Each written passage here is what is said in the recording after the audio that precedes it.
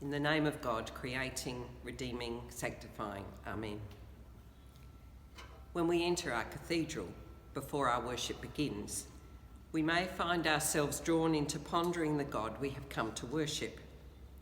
It may be that we look around us at the windows or the reredos, or others gathering with us. It may be that we listen to the choir rehearsing.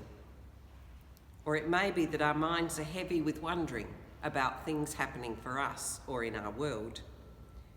The cathedral choir enters from under the organ loft, and before they enter, their prayer is the chorister's prayer.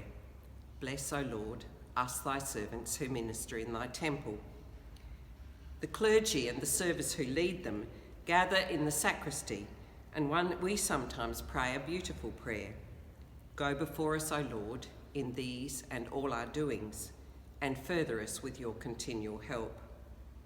As I spoke these words last Sunday, I found myself thinking about the God who goes before us. I found myself thinking that God has gone before and given life to, and suffered with, and led God's people in all ages and in all things, in times of war and times of peace, in times of plague and times of healing. That whilst we find ourselves very shaken in this time of pandemic, when the world has truly changed, God is not unfamiliar with God's world changing slowly or sometimes with great speed. God accompanies us steadfastly, however things are. The former Archbishop of Canterbury, Rowan Williams, describes this God who accompanies us as a witness that is best encountered through not a description or a definition, but a narrative, a story.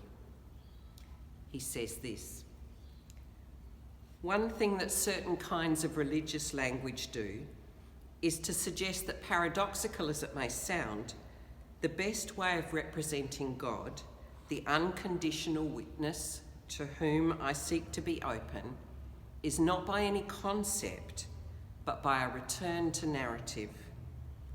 We could see the parable of Jesus' own life and death as precisely the story that Jesus' own stories lead up to, the displaying of the consequences of having the unconditional spoken and enacted in human life.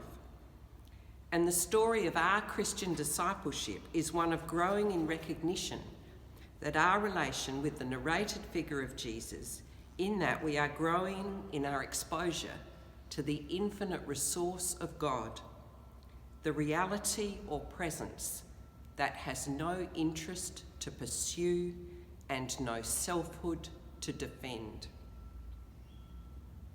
I love this idea that God is a witness who has no interest to pursue and no selfhood to defend. Put simply, Rowan Williams is saying that God is utterly comfortable in God's self. Rowan Williams is also saying that we best ponder God, find insight into God, through story. Today we have two stories of the encounters of God with human beings upon which to reflect. Two stories involving encounters with human beings who have both interests to pursue and selfhoods to defend. Human beings who are not at all comfortable with themselves. The Old Testament reading tells the story from Genesis chapter 32 of Jacob's wrestling with a stranger at night. We will be guided by the Hebrew scholar Matthew Anstey's thoughts on this story. Jacob, whose name Matthew Anstey interprets as deceiver, has indeed engaged in much deception in his life before the part of the story we read this morning. As his story unfolds, Jacob, the second of two twins, indeed engages in rivalry and deception. He tricks his brother Esau and his father into giving him the privileges of the firstborn, known as the birthright and the blessing. Later in Genesis, we hear of Jacob's two nighttime encounters with God.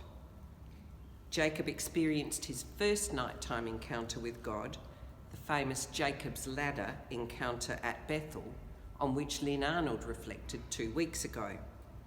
In that encounter, God promised Jacob that he will be the one through whom God's promise to Abraham will be fulfilled.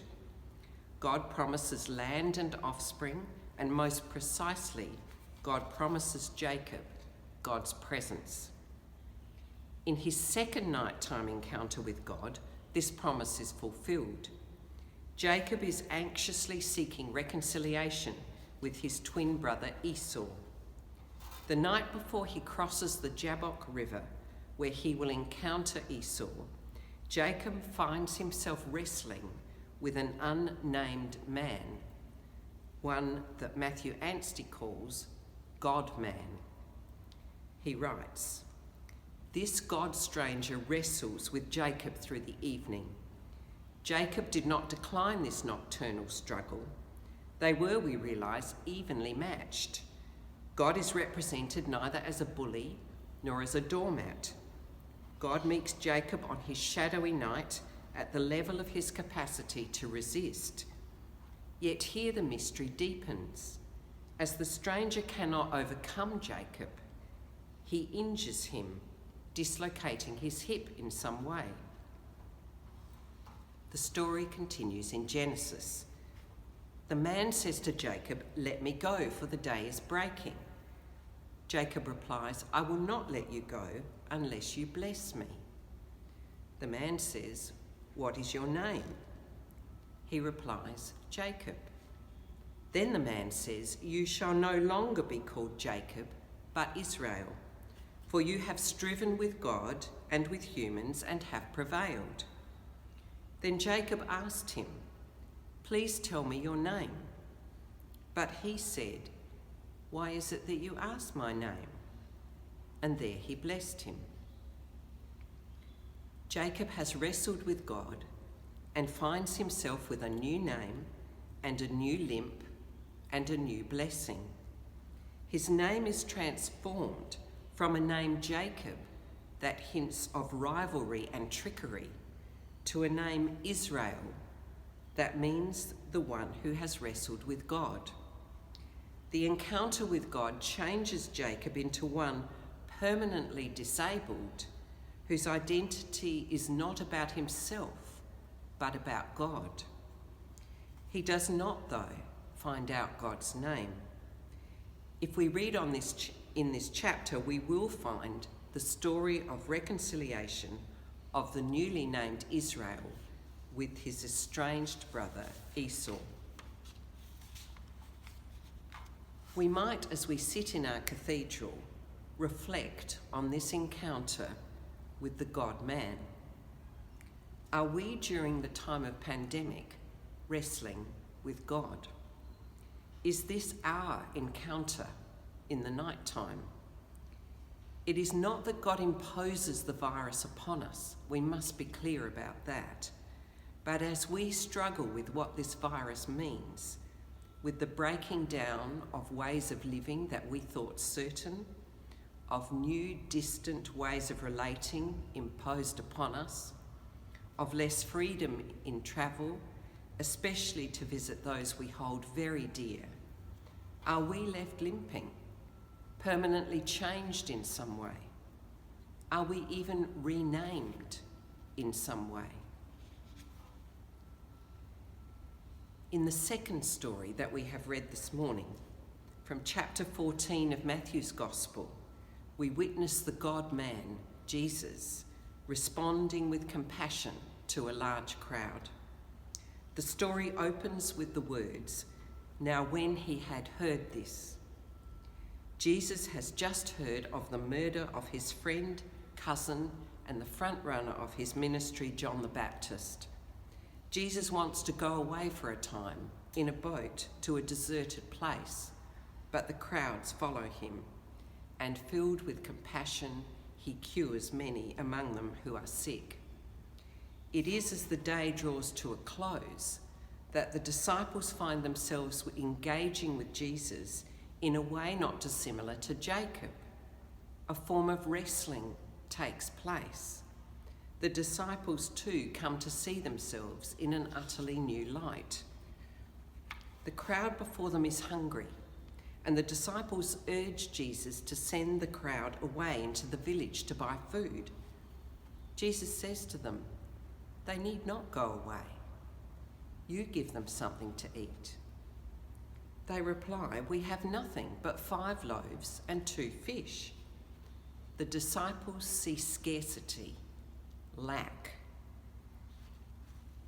"Bring them here to me," Jesus says. He sees abundance. And ordering the crowds to sit down on the grass, Jesus takes the 5 loaves and the 2 fish, looks up to heaven, blesses and breaks the loaves, and gives them to the disciples, who give them to the crowd. And all eat and are filled, and there are 12 baskets of broken pieces left. The disciples see scarcity. Jesus sees abundance. The miracle grows from their eyes seeing what Jesus sees. As we sit in our cathedral, reflecting on the possibility that, like Jacob, we are in some sense limping, we cannot have failed to hear the words in this second story, words we hear each week. Jesus looks up to heaven, blesses and breaks the loaves, and gives them to the disciples to give to the crowds to eat. "Take, eat. This is my body given for you." If you're limping, my body is given whole for you. If you think all you have is insufficient, is scarcity, my body will be abundance given for you. As we come forward 1.5 metres apart, our hands we reach out covered in hand sanitizer, our minds wondering, worrying about when our world will be free again, Jesus gives his very self and says to us, "Take, eat. This is my body given for you."